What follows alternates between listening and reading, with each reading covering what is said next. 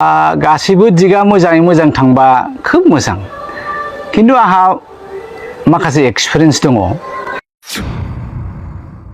UPPL नि जेसेबां नेताफोर बिथांमोना एबसुनिफ्रायनो राग'बोनाय नेताफोर आङो नैबे ओरै एबसुनि लाइननिफ्राय थांनायखौ होननो सानदों प्रम'द बर'नि एंगेलजोंनो बांसिन गोब्राब जागोन नामा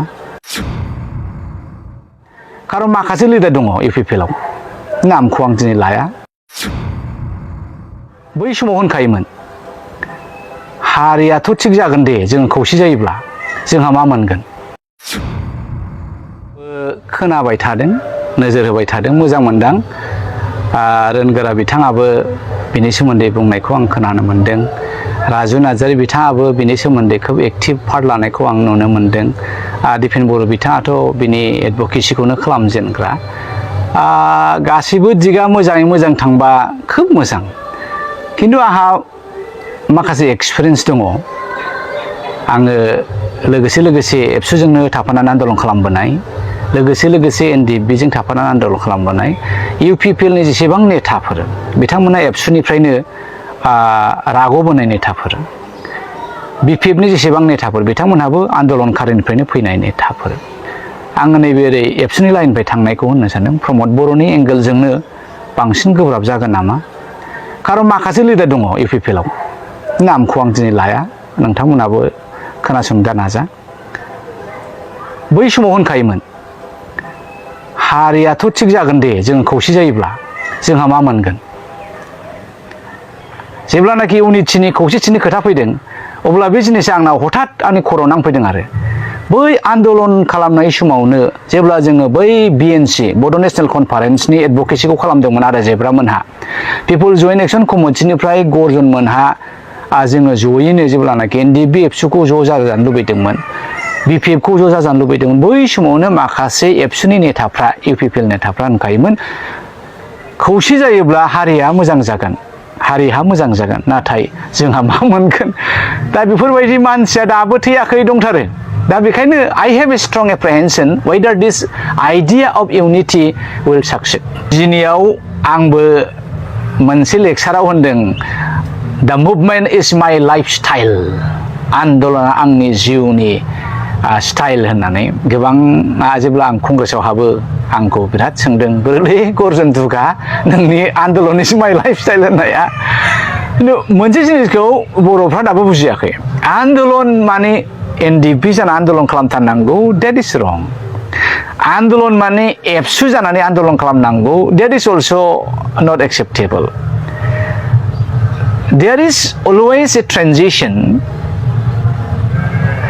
जोंनि बोथोरा सोलाय सुला बे सोलायबाय थायो गुस्लायबाय थायो बेजों गावखौ खाब जाहोनानै आवगायनायासो बा आन्दलन खालामनायासो राय दिनै NDPआ दोनथ'बाय एबसुआ दोनथ'बाय बा BLTआ गैथ'ला होननानै जुदि आन्दलना जोबनांगौ आं बेखौ लाया आन्दलना अनेक रोखोमनि आन्दलन जोंनि बर'नि गेजेराव नांगौ बे जिनिसखौ जोंनि मानसिफ्रा मेगन खेवाखै नों महात्मा गान्धीखौ नाय महात्मा गान्धीनि आन्दलननि फेसआथ' अनेक रोखोमनि फेस दंमोन ना नङा होमबा पुर्ना स्वाराज क्विट इन्डिया गोबां रोखोमनि आन्दलननि स्ट्रेटेजि मुभमेन्ट संगठनखौ जों दाबो दानानै दोननो हायो थामहिनबा एबसुआ दाबो बेखौहाय मोनसे गोदान फेस होनानै बे महर होनानै आन्दलनखौ खालामनो हायो आन्दलन होननाय लोगो लोगो जे लामा नेशनेल हाइवेआव गारि ट्रेन होबथानांगौ बे नङा डिभाइड आसाम 50-50 होननांगौ बे नङा दिनैनि जुगाव नोङो दादा मादा डिभाइड आसाम 50-50 होननाय माने नोङो सुथ्रु सोरजिनानै लानाय अब्ला नोङो अल्टारनेटिभखौ नागिरनांगोन नोङो बिकल्पखौ नागिरनांगोन आं मिज'रामनि खोथाखौ होननो लुबैदों नोंथांमोना सोंबायथ' खोब मोजां मोनबाय आं बे कुइसना एप्रप्रियेट दिनैनि थारिखनि जोंनि लाइमोनफ्रा गोबां आन्दायदों मा जाबावनो एबसुआबो जिरायबायब्ला पलिटिक्सआव हाबबायब्ला BLTआबो गैलाबा NDPआबो गैलाबा दाबो लेन्ड मोनाखै मा जागोन लाल देंगानि खोथाखौ आं गोसोआव दङ लाल देंगायाबो आर्म स्ट्रागलजों मिज'लेण्डखौ सोरजिनो हायाखै डेम'क्रेटिकजोंबो बिथांमोना सोरजिनो हायाखै जेब्लानाखि लाल देंगाया गावसिनि सेटेलमेन्ट जाखांनायनि उनावहाय दे मिज'लेण्डआथ' जाबाय दा नोङो मिज'लेण्ड सोरजिनाय लोगो लोगो जे मिज'रामा महर मोनगोन दिनैनि दिनाव सारा भारतआवनो सारा इन्डियायावनो दा मस्ट लिटारेट स्टेट सोलोंथाइनि बांसिन हार गोनां रायजो होनोब्ला मिज'राम अल इन्डिया लेभेलावहाय बे लेभेलसिम फैनो हानाय नङामोन खोमा।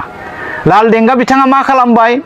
सुक्तिनि उनाव बियो थफ्लाजुबाय, जुथा जरासे लाबायनो, सेन्देल जरासे लाबायनो, बिदिनो 6टा 7टासो जिफोर लाबाय, सारा मिज' गामि गामि बिथाङा गिदिंजोब्बाय। गिदिंनानै बुंबाय, ओइ लुसाइफोर, बिमा हारि बिफा हारि फिसाया खां, मिनिमाम 3 मेक्सिमाम 7 बिजनेसाव कब्जा खालामजोब, लेबारनिफ्राय लानानै नाफेरनिफ्राय लानानै हा जावनायनिफ्राय लानानै लेब बुग्रानिफ्राय लानानै जि दखान साहा दखान मोनफ्रोमबो गलाखौ जोङो आइजला सारा मिज'आवनो कब्जा खालामजोब। अब्ला बै हारसाफ्रा बे गासिबो हाबुनां खारनांगोन। जोङो मिज'खौ बाहायनो सोरजिबाय। दिनै लालदेंगाया बावहायसो साक्सेसफुल, दिनै मिज'रामा बाहायसो साक्सेसफुल। दा बेखायनो आं खावलायनोसो सानदों प्रमद बर' बिथांमोनखौ, हाग्रामा बिथांमोनखौ, दिपेन बर' बिथांमोनखौ, आन्दलना मानो जोबनो? एनजिअ केनजिअ दाना होनो हायो, बियो ट्रेनिं होनो हायो, सोरखौबा स्पर्ट्सआव फोरोंनो थाखाय एन्सार्स होबाय नङा होमबा? जायहा गभर्नमेन्टनि डिपार्टमेन्टआव गैया, सोरखौबा फिसा खांनायनि नार्सनि ट्रेनिं होबाय, 3 खां 4 खां 7 खां, पपुलेसनासो मेटारथ' दिनैनि थारिखआव। नोङो भारत बायदि हादोराव आरे बाबा, खायसेया होनो गर्जना जेब्ला फिसा खांनो थिनो, खायसेया बुङो जापाना बोरैथो रायजो जादोंब्रा गर्जन बिथां। आरे बाबा, जापाना आलदा रायजो। जापानाव जाहैबाय मोनसे रावनि मोनसेल' गस्थिनि मानसि, मंगलियान गस्थिल' दं बावहाय। इन्डिया जाहैबाय ओरैबायदि फिउसन, सोरबाया आर्यफोर, सोरबाया द्राबिडियानफोर, सोरबाया मंगलियानफोर, सोरबाया नेग्रिटस अस्ट्रलइडफोर, सोरबाया उमुकफोर। दा बेबायदि गिलु बालु फिउसननि मानसिफ्रा ज' जानायखाय बयबो गाबागाव गसो बोयो। बर'फ्रा बर'खौ लुबैगोन, हारसाफ्रा हारसाखौ लुबैगोन, मुसलमानफ्रा मुसलमानखौ लुबैगोन। दा बेबायदियाव जोंनि पपुलेसना जुदि बाङायब्ला, जोङो जुदि मावनाय दांनायाव आखा फाखा नङाबा, जोङो जुदि सोलोंथायाव आखा फाखा नङाबा, जोङो जुदि बिजनेसाव आखा फाखा नङाब्ला, जिब जुनार फिसिनायाव आखा फाखा नङाब्ला, जोङो बे हादोराव फेर फाथिनो हानाय नङा। बे हारिया लासै लासैनो इभेन्सुवेलि गोमोरलांनोबो हागौ। दा बेखायनो आं सानदों आन्दलन माने जोङो बैबायदि आन्दलनखौबो जों खालामनो हायो आरो मा। दिनैनि most needed the pace of movement, I think that is how we need to operate about. आंनि साक्सेसनि मोन्थोरा गर्जना गारि मथर लानांगौ, न' बां लुनांगौ, आं बेखौ नुवाखै। आंनि साक्सेसनि मोन्थोरा जाहैबाय जे भारतआ मोनसे पलाराइज कान्ट्रि, गुबुन गुबुन हारि, राव, भाषा भाषी, धोरोमनि मोनसे रायजो। बे भारतनि मोन्थोरानो जाहैबाय, आत्मायानो जाहैबाय इउनिटि इन डाइभारसिटि। जों जयैसो मोनसे न'खर।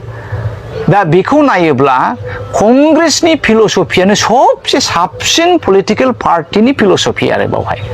दा बेखायनो आं मा सानो, जों बर'फ्राबोथ' बिराद माइन'रिटि जाथि नालाय, ट्राइबेलफ्रा। दा कंग्रेसनि आइडिअलजिया बावहाय मोजां आरो मा, जोंहा कंग्रेसनि आइडिअलजियाव जायगा दङ। दा बिजेपिया जाहैबाय धोरोम लानानै जोंखौ सोखावो, जाथि बर्न लानानै, कास्ट कमिउनिटि लानानै जोंखौ सोखावो। दा बेबायदि गावस्रा गावस्रियाव जोंनि बर' हारिनि बाहागोआ मा थाहैगोन? जेबो थाहैनाय नङा आल्टिमेटलि।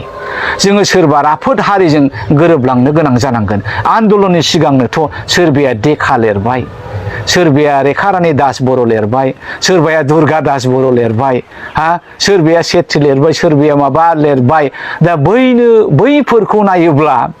बैफोरखौ नायोब्ला एक्सुवेलि दिनैनि थारिखआव मोजां सरकारा जुदि फैयाब्ला फिसा फिसा हारिफ्रा, फिसा फिसा राव, बाङाय सुबुं सानखो थानाय हारि हारिसाफ्रा लासैनो गोमोरलांजोबगोन आरो मा। भाषाबो थानाय नङा, कालसारबो थानाय नङा, इभेन्सुवेलि बै द' दाउफोर बायदि जाथियाबो गोमोरलांगोन।